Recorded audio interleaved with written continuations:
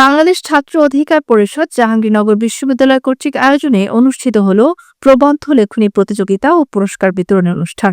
বিশ্ববিদ্যালয়ের একাডেমিক পরিবেশে শিক্ষার্থীদের গবেষণামূলক ও সৃজনশীল লেখালেখিতে উৎসাহ দিতে এই আয়োজন করা হয়।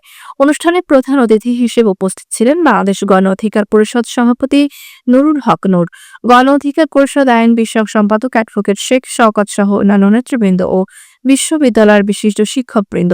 প্রতিযোগিতায় অংশগ্রহণকারী শিক্ষার্থীরা জাতীয় সামাজিক গুরুত্বপূর্ণ বিষয়বস্তুর উপর প্রবন্ধ উপস্থাপন করেন। এ সময় বিচারকদের কঠোর মূল্যায়নের ভিত্তিতে সেরা প্রবন্ধকারদের হাতে পুরস্কার ও সনদ তুলে দেওয়া হয়।